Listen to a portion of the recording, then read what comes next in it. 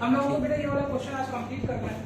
ठीक है, इस क्वेश्चन में हम लोगों को क्या देखना है, तो सबसे पहले इस क्वेश्चन में हम लोगों को complete income and expenditure account, opening balance sheet और क्लोजिंग बैलेंस शीट बनाना है। ठीक है, चलते हैं। तो सबसे पहले आप आज फॉर्मेट बनाइए, हम आपको पूरा फॉर्मेट 1 to 1 आज सिखाएंगे कि कैसे बनाया जाता है। टोटल फॉर्मेट हम बनाएंगे और यही फॉर्मेट आपका बोर्ड में बना होना चाहिए, तो आप पूरा फॉर्मेट एकदम एक एक करके उतारिएगा।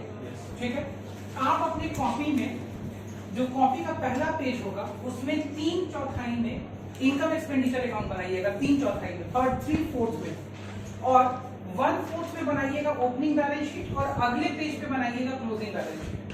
ठीक है, हम क्या करेंगे, हम यहाँ पे इस साइड में इनकम एंड एक्सपेंडिचर अकाउंट बनाएंगे, वहां ओपनिंग बैलेंस शीट बनाएंगे और नीचे क्लोजिंग बैलेंस शीट बनाएंगे। ठीक है, आप वैसे नहीं बनाएंगे, आप एक पेज में सबसे पहले ऊपर इनकम एंड एक्सपेंडिचर अकाउंट 3/4 जगह छोड़ेंगे, नीचे ओपनिंग बैलेंस शीट का फॉर्मेट बनाएंगे और उस साइड क्लोजिंग बैलेंस शीट का फॉर्मेट बनाएंगे। ठीक है, तो फॉर्मेट सबसे पहले हम लोग बनाना चालू करें और जैसे हम लिख रहे हैं एग्जाम में आप बिल्कुल वैसे लिखेंगे।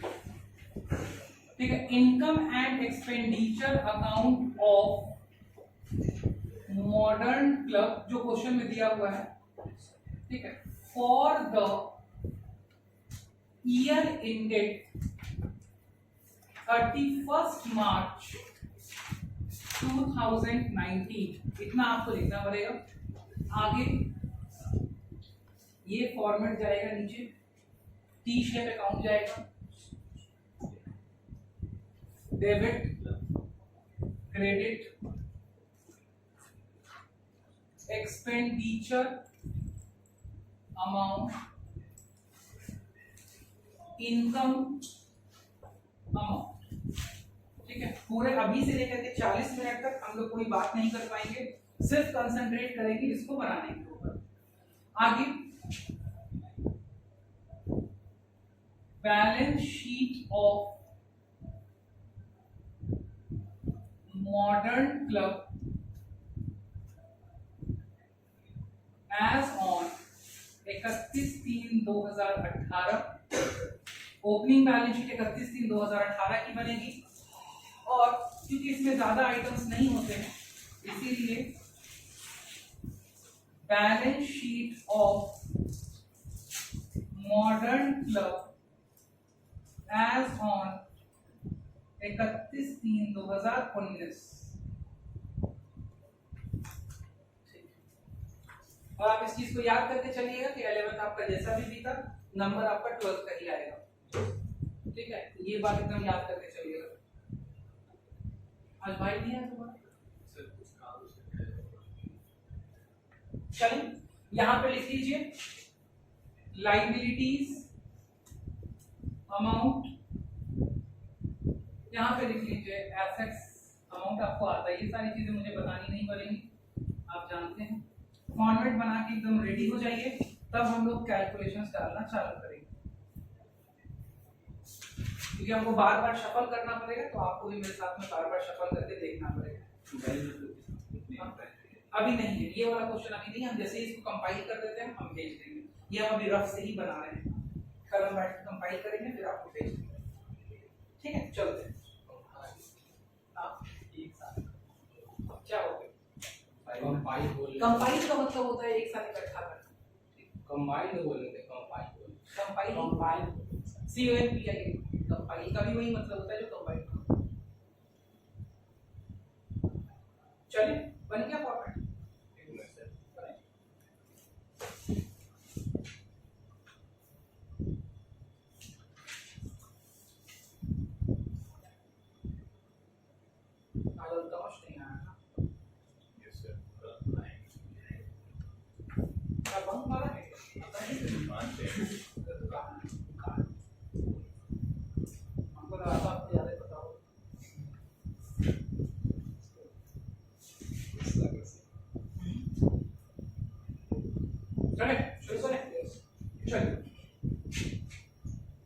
क्वेश्चन पढ़ते हैं।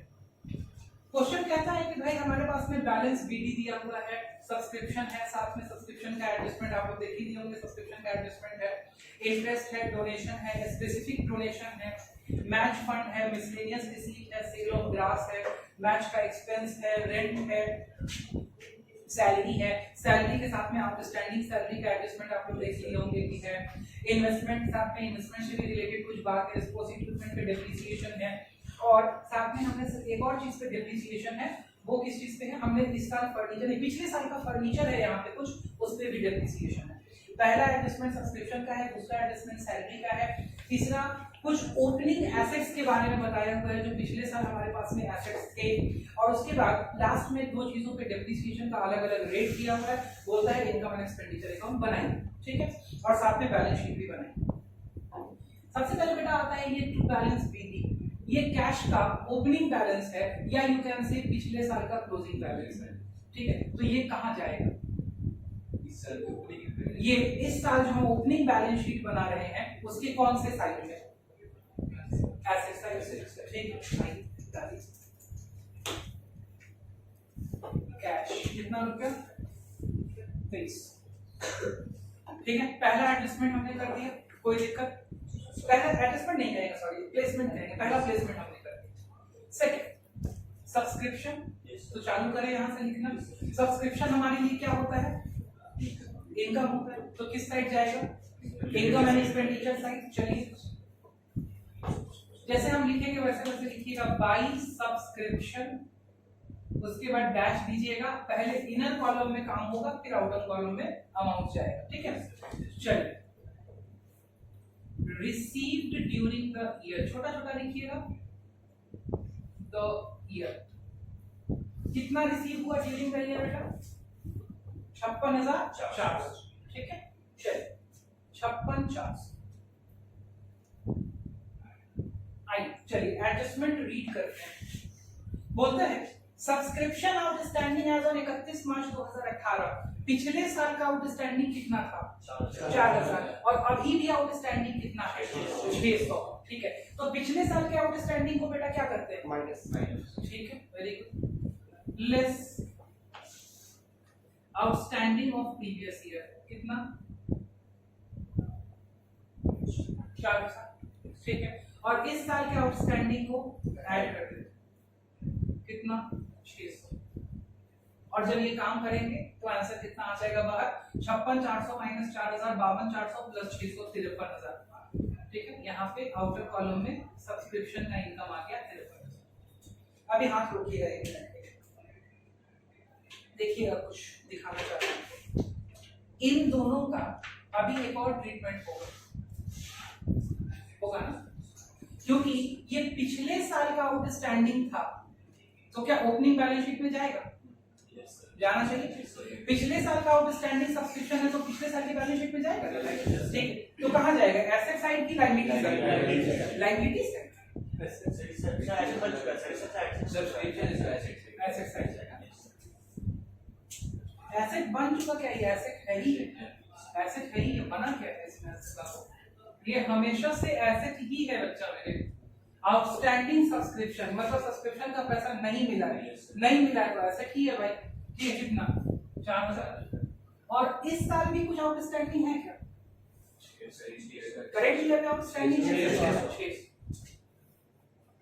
तो क्या ये आउटस्टैंडिंग सब्सक्रिप्शन इस साल का एसेट नहीं होगा, होगा, ये पिछले साल का एसेट, इस साल का एसेट, बोलिए भाई यहाँ तक कोई परेशानी किसी को समझ में आ रहा है, दिक्कत नहीं ना, क्लियर है ना, ठीक, आगे बढ़ो। चलिए सब्सक्रिप्शन से रिलेटेड सारा काम हो गया, एडजस्टमेंट का भी काम हो गया, अब आते हैं इंटरेस्ट, क्या लगता है इंटरेस्ट क्या होगा, रिसीट साइड है तो बट ऑब्वियसली क्या होगा, इनकम होगा, ठीक है। अच्छा चेक कीजिए कि क्या इन्वेस्टमेंट के साथ में कहीं भी कोई इंटरेस्ट रेट दिया हुआ है, 10%, 12%, 15%, कहीं भी कुछ दिया हुआ है, यहाँ इन्वेस्टमेंट खरीदने में भी नहीं दिया हुआ, नीचे एडिशनल इंफॉर्मेशन में भी जो पहले का इन्वेस्टमेंट है उसके साथ में भी कुछ नहीं दिया हुआ है, इसका मतलब इस इंटरेस्ट के साथ में अक्रूड कुछ नहीं, ठीक, अगर यहाँ पे रेट दे देता ना बच्चा तो हमको चेक करना पड़ता कि टोटल इन्वेस्टमेंट पे क्या इंटरेस्ट बनता है, उसमें से क्या मिला क्या नहीं मिला, लेकिन ये क्वेश्चन क्योंकि अभी सिंपल क्वेश्चन है तो इसमें अक्रूड नहीं है, कोई दिक्कत है, तो यहाँ नॉर्मल 300 रुपया मेरा क्या हो जाएगा, लिख दीजिए बाई इंटरेस्ट इनकम, कितना रुपया? बोलिए, यहाँ तक कोई कठिनाई आप लोगों को, कोई परेशानी नहीं? चलिए आगे बढ़ते हैं। इंटरेस्ट के बाद अगला है डोनेशन। कितना रुपया? 6,000। ये भी आपके लिए क्या है? इनकम आई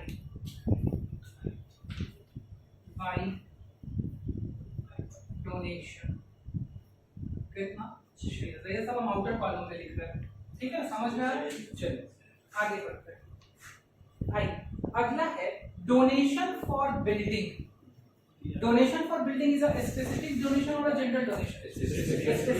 स्पेसिफिक डोनेशन का क्या ट्रीटमेंट होता है?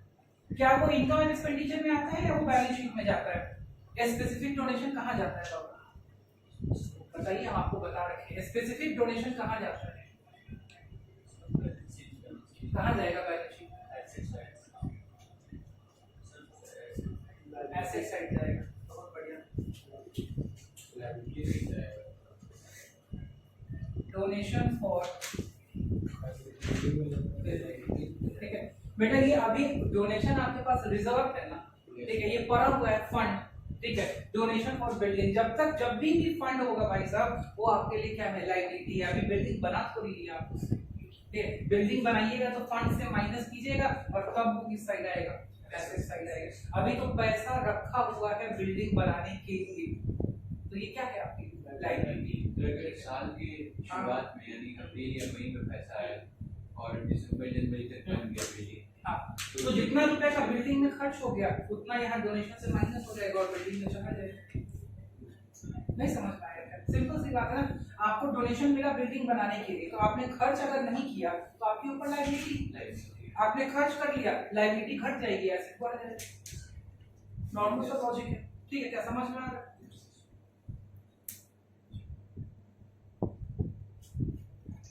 आई आगे बात करते हैं। नेक्स्ट, तो डोनेशन फॉर बिल्डिंग कितने रुपए का था? चेक कर लीजिए, 50,000। ठीक, तो donation for building 50,000 rupees current year के लायबिलिटी में लिखा गया। कोई दिक्कत यहाँ तक समझने में? अगला पॉइंट है, चेक कीजिए, फिर आपको कुछ पैसा मिला है किसी चीज के लिए, मैच फंड, और वहां देखिए मैच एक्सपेंस, फंड भी मिला और उस फंड में से खर्चा भी मिला। तो फंड 10,000 का मिला, खर्चा 6800 रुपया हुआ। तो ठीक है, अब देखिए, अब यहाँ पे हम फंड भी लिखेंगे और उसमें से खर्च माइनस भी कर देंगे, ठीक। तो मैच फंड इनर कॉलम में 10,000 लेस मैच एक्सपेंस 6800। अभी भी कितने की लायबिलिटी बच रही है? समझ में? अब क्लियर हुआ? कोई दिक्कत? अच्छा, इसमें एसेट मत चढ़ा दीजिएगा। क्यों? क्योंकि ये नॉर्मल खर्चा है। मैच के लिए फंड आया, मैच का खर्चा हुआ, इसमें कोई एसेट थोड़ी बन गया। समझ रहे हैं ना आप? आइए, तो मैच फंड वाला ट्रीटमेंट समझ में आ गया? कोई दिक्कत? इसको ट्रीटमेंट भाई 10,000 रुपया मिला, उसमें से 6800 रुपया खर्च कर दिया, अभी भी 3200 रुपया उसका बचा हुआ है, ठीक है, मेरे ऊपर 3200 रुपया का लायबिलिटी है। अगले बार मैच होगा तो 3200 रुपया क्या करेंगे? खर्च करेंगे। चलिए आगे बढ़ते हैं। मिसलेनियस और सेल ऑफ ग्रास, ये दोनों क्या है? इनकम। ये miscellaneous income 430, sale of grass 100 रुपया। सेल ऑफ ग्रास, ग्रास का मतलब घास बेचना। जो नॉर्मल ग्रास होता है, आपका ग्राउंड है, बहुत बड़ा ग्राउंड है, उसमें घास उग जाता है, आप घास की कटाई करके उसको बेच देते हैं। बाई मिसलेनियस इनकम 430, ठीक है, बाई सेल ऑफ ग्रास कितना रुपया था? 100। क्लियर है? सब इनकम साइड का हमने ऑलमोस्ट आइटम डील कर लिया, लिख लिया होगा आपने, कोई दिक्कत नहीं आता। आगे बढ़, चलो आगे। अब इनकम साइड डील हो गया, अब आ जाता है मेरा expenditure side. Match expense debit है पहले से, रेंट पर आ जाएगी। चेक कीजिएगा रेंट के साथ में कोई एडजस्टमेंट है क्या? नीचे कोई एडजस्टमेंट रेंट का नहीं। देख लीजिए, पहला सब्सक्रिप्शन का हमने कर लिया, दूसरा सैलरी का है, तीसरा इन्वेस्टमेंट के बारे में है, ठीक है। तो रेंट मेरा नॉर्मल खर्चा है, देख लीजिए कितने का है? 9,600। टू रेंट 9,000 सीधे बाहरी कॉलम में लिख दिया, कोई दिक्कत, यहाँ तक कोई परेशानी नहीं। आगे बढ़ते हैं। आइए अगला खर्चा सैलरीज। एक मिनट के लिए रुकिएगा। सैलरीज के साथ में दो बातें, ठीक है। आउटस्टैंडिंग सैलरी एज ऑन 31 मार्च 18, ये इस साल का आउटस्टैंडिंग है कि पिछले साल का? ठीक है। कब पे किया है आपने? इस साल। तो क्या करना पड़ेगा? माइनस की प्लस? माइनस। पक्का ना? सबको समझ में आ रहा है? ठीक है। 24,000 रुपए में भाई साहब ये 2,000 रुपया कब का होगा? पिछले साल का। तो इस साल का खर्च नहीं है, माइनस हो जाएगा। और अभी भी कितना बकाया बाकी? 2500। तो वो इस साल का खर्च है, तो क्या हो जाएगा? अब ठीक है, ऐसे लिखिएगा, टू सैलरीज, ठीक है।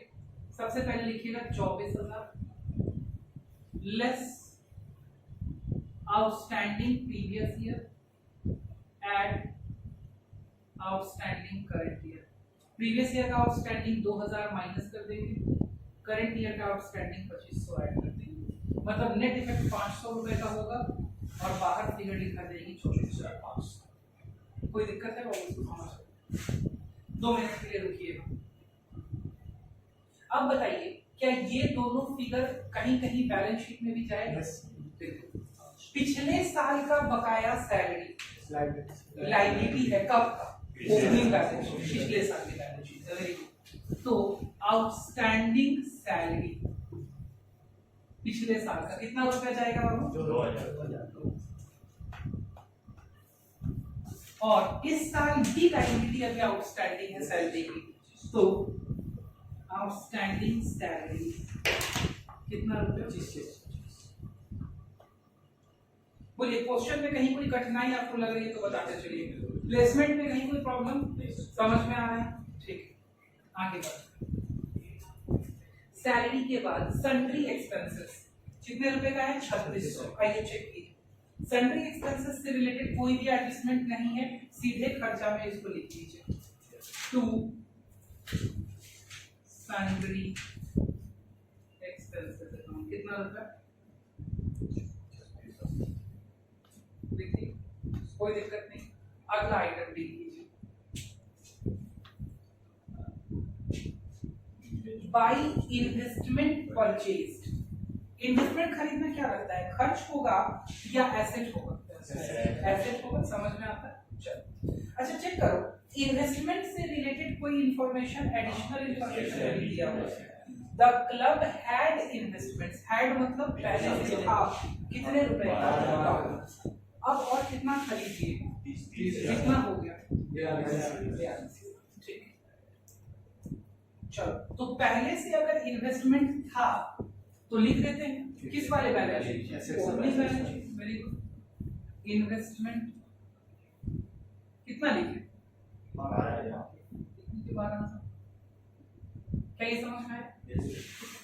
फिर इन्वेस्टमेंट और आपने इस साल खरीदा है, तो चलिए इन्वेस्टमेंट यहाँ पे ऐसे लिखिएगा जैसे हम लिख रहे हैं, ठीक है। Opening balance 12,000। क्लियर? समझ में आता है? पिछले साल का ओपनिंग बैलेंस प्लस परचेजेस, बोलो 30,000 और बाहर आ गया कितना? कोई परेशानी नहीं? तो 12,000 कैरी। हाँ, ओपनिंग में। हाँ, कैरी हुआ। पिछले साल 12,000 था, तो इस साल भी 12 तो रहेगा ही रहेगा।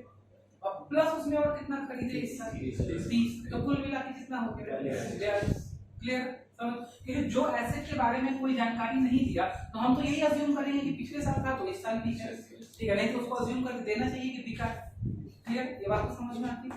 नॉर्मल अजम्पशन तो कोई भी यही करेगा कि अभी भी है। आइए इन्वेस्टमेंट्स के बाद देखिए न्यूज़पेपर, ठीक है। तो न्यूज़पेपर भाई हमारे लिए क्या है? नॉर्मल खर्चा है। नॉर्मल खर्चा में डाल दीजिए, कितना रुपया डालना है? 750। टू न्यूज़पेपर 750, ठीक है। चलिए अगला स्पोर्ट्स इक्विपमेंट आपने खरीदा है और नीचे कैश का बैलेंस है, ठीक है। तो स्पोर्ट्स इक्विपमेंट आपने इस साल 32,000 का खरीदा है। चेक कीजिए क्या पिछले साल आपके पास में 20,000। तो याद रखिए एक पिछले साल के बैलेंस शीट में कितना जाएगा 20,000। तो डालिए पहले इसको पिछले साल की बैलेंस शीट।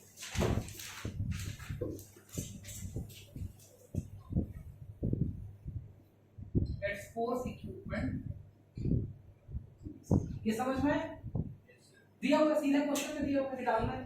अब आइए अब इस साल के बैलेंस शीट को देखिए। स्पोर्ट्स इक्विपमेंट, हाँ बच्चों बता दो, स्पोर्ट्स इक्विपमेंट करके डैश कीजिए, नीचे लिखना शुरू कीजिए। ओपनिंग बैलेंस, ओपनिंग बैलेंस कितना रुपया 20,000 प्लस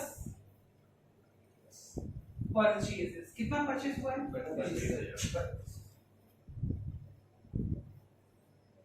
एक शब्द इसमें और था,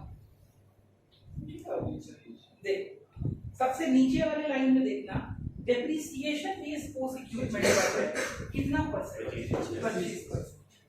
तो इस साल में यहाँ डेप्रिसिएशन भी लगेगा तो डेप्रिसिएशन माइनस करना पड़ेगा, minus depreciation at the rate 25%। तो क्या 20 पे लगाए 32 पे लगाए कि टोटल पे लगाए? टोटल पे लगाए, ऑब्वियस सी बात है। तो कितना हो जाएगा 52,000। सर पिछले साल वाला की पिछले साल लगाना होगा 2 साल का, पिछले साल वाला जो है वो 2 भाई 2 साल का कहे लगाएंगे? ये 31 मार्च की बैलेंस शीट पिछले साल के इनकम एंड एक्सपेंडिचर में लगा होगा, उससे हम खुद समझ रहे हैं भाई साहब। ये तो क्लोजिंग बैलेंस है ना बच्चा, तो क्लोजिंग बैलेंस में तो डेप्रिसिएशन कट गया होगा। इतना नहीं समझ में है ना कि भाई ये WDP है, WDP मतलब पिछले बार तो इस पर डेप्रिसिएशन जो लगा होगा वो पिछले साल के इनकम एंड एक्सपेंडिचर में लग गया होगा। हमें तो फाइनल बैलेंस दिया गया है, हम तो भाई इस बैलेंस को लेकर के काम करना चालू किए और 32,000 का खरीदे। तो कुल मेरे पास 52,000 का है। 52,000 के एसेट को हमने साल भर यूज किया तो उस पे हम 25% डेप्रिसिएशन लगा रहे हैं। कोई दिक्कत समझ में? 52,000 का 25% 13,000 बनता है, ठीक। तो 13,000 यहाँ से क्या कर दिए माइनस कर दिए।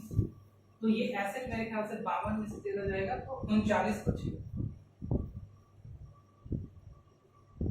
ठीक। अच्छा इसका सिर्फ एक ट्रीटमेंट नहीं होगा, ये 13,000 रुपया मेरे लिए खर्च भी है। तो फिर उसको पलट के कहाँ डालेंगे? Very good. तो ऐसे लिखिएगा टू डेप्रिसिएशन ऑन, क्योंकि 2 चीज पे डेप्रिसिएशन है, ठीक है। इसीलिए पहला स्पोर्ट्स इक्विपमेंट पे अंडर इनर कॉलम लिखिए 13,000, ठीक है, क्योंकि अभी फर्नीचर भी है बेटा, उस पे डेप्रिसिएशन ध्यान दीजिएगा क्वेश्चन में भी। तो अब इतना कर लिया आप लोग ना, बढ़िया। अब देखिए फर्नीचर यहाँ तो नहीं है, लेकिन फर्नीचर कहाँ है? यहाँ है, मतलब ओपनिंग बैलेंस शीट में फर्नीचर है, ठीक है। तो भाई क्लोजिंग में भी रहेगा। तो ओपनिंग बैलेंस शीट में पहले फर्नीचर का अमाउंट डालिए, चलेगा ना? कितने रुपए का? 10,000।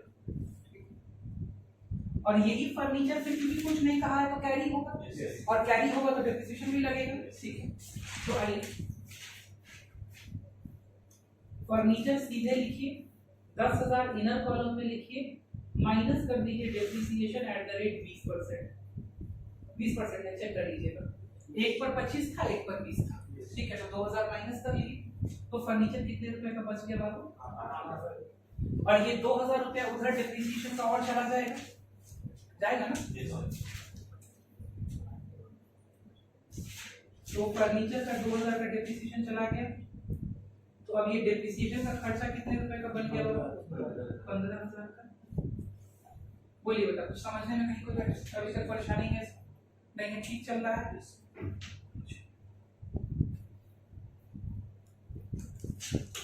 आइए अब हम लोग देखते हैं कि क्या आइटम बच गया।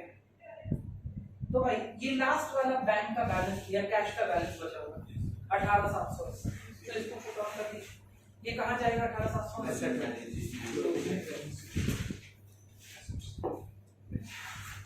तो ये कैश चला गया 18,700,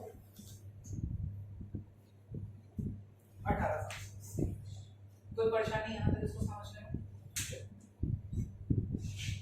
अब अमूमन हमने सारा आइटम डेबिट फॉर कर लिया है, एक बार हम लोग चेक कर लेते हैं। बैलेंस हो गया, सब्सक्रिप्शन हो गया, इंटरेस्ट हो गया, डोनेशन, क्या कौन सा लिखना रह गया बेटा? कैश यहाँ गया है नीचे, कैश वहाँ नीचे गया है 18,780, ठीक है। कैश वाले में किसी को प्रॉब्लम नहीं है ना, वो क्लोजिंग बैलेंस का फिगर है, क्लोजिंग बैलेंस शीट में गया है, ठीक है। सब्सक्रिप्शन हो गया, डोनेशन हो गया, डोनेशन बिल कर लिए, सैलरी वाली का सब पेमेंट हो गया। चलो अब हम लोग फाइनलाइज करते हैं बुक्स, ठीक है। तो देखिए सबसे पहले आपको यहाँ लिखना, अब देखो चेक करना है कि भाई कैसे डिटरमाइन करें कि सरप्लस ही होगा, ठीक है। तो चेक किया जाता है सबसे बड़ा वाला फिगर, सबसे बड़ा वाला फिगर कितना है? इस साइड से सबसे बड़ा फिगर लगभग आ रहा है आधा से भी कम, और बाकी फिगर जो है वो 200, 400, 500, 3600, 15,000 नॉर्मल, इन दोनों को मिला करके 30-35 हजार से ज्यादा नहीं हो रहा है, इसका मतलब सरप्लस ही आएगा, ठीक है। ये तो अपना अंदाज लगा करके आपने काम कर सकते हैं, ठीक। अब देखिए तो यहाँ लिखना क्या होगा, to surplus, T by F का मतलब होता है ट्रांसफर टू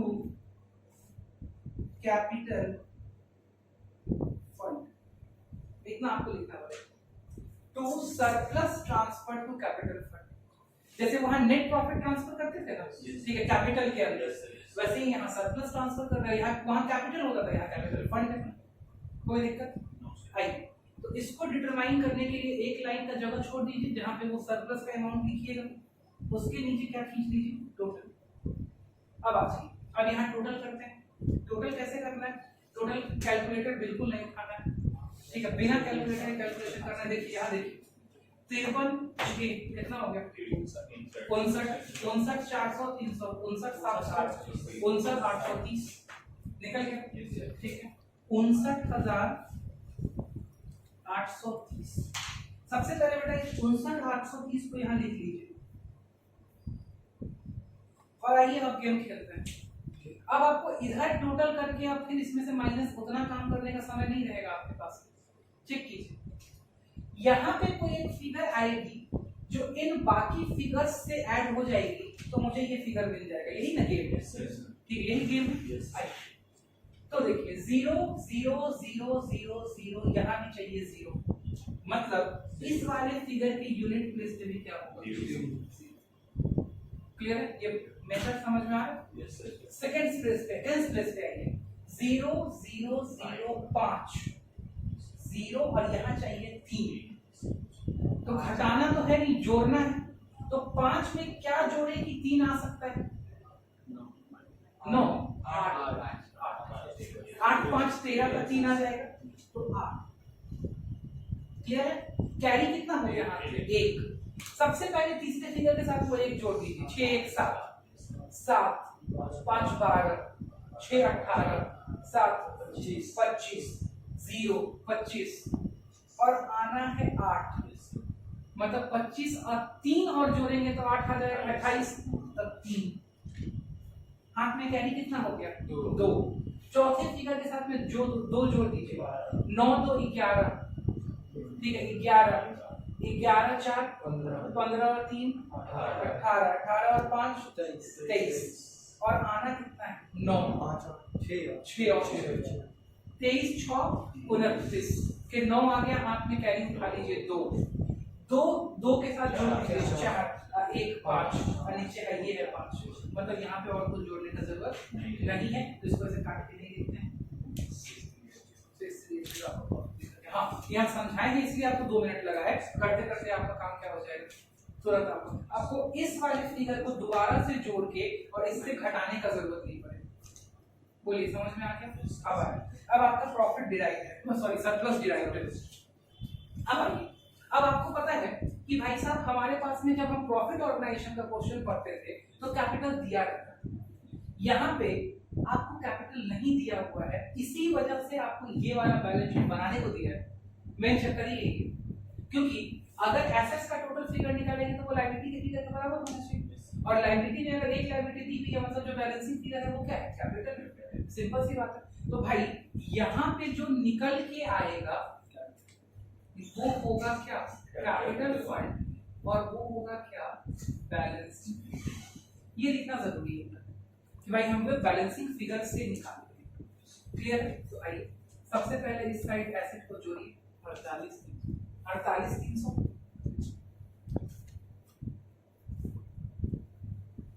20 10 30 10 40 44 तो 46 46 48 300 ठीक है 48 300 बिल्कुल ठीक। आइए तो यहाँ भी बाबू 48 300 टोटल आएगा तो नहीं निकाल लीजिएगा कि कैपिटल फंड कितना होगा 48 300 होना चाहिए 46 300। अब ये बताइए कि सरप्लस को यहाँ जोड़ दे क्या? नहीं, सरप्लस तो आपको करंट ईयर में आया है तो इस बैलेंसिंग फिगर को आगे इस बैलेंस शीट में क्या करना पड़ेगा? कैरी करना पड़ेगा। कीजिए कैरी, तो ऐसे कैरी होगा कैपिटल फंड, ठीक है?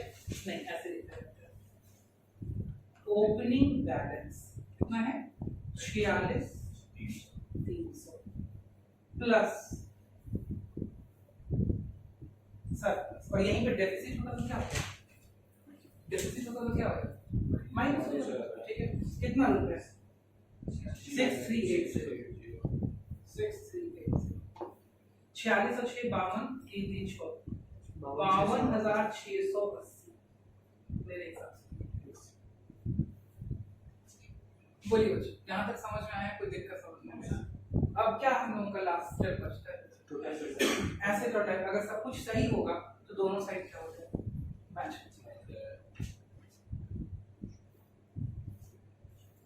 चलो 0 0 0 0 सेकंड प्लेस पे 0 0 0 0 0 8 और 2 चल रहा है 5 2 7 और 6 13 3 में 1 उसके बाद 5 3 8 2 10 1 11 1 8 में 1 5 10 नहीं कुछ गड़बड़ है कुछ गड़बड़ है।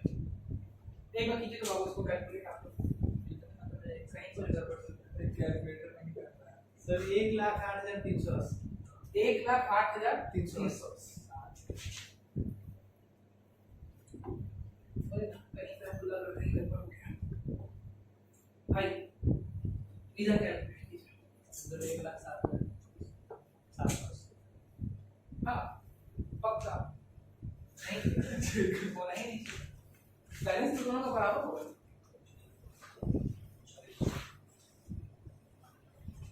जैसे ऐसे 600 क्या बोल सही है सही है मैच कर गया 1,08,000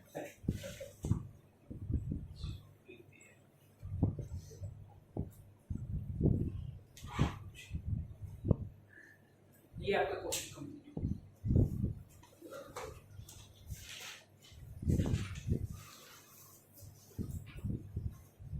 समझ में आया? एक बार आया सर तो ये अभी सबसे बेसिक क्वेश्चन था, ठीक है? सबसे बेसिक कहने का ये फुल फ्लेज क्वेश्चन है, फुल फ्लेज में सबसे बेसिक था।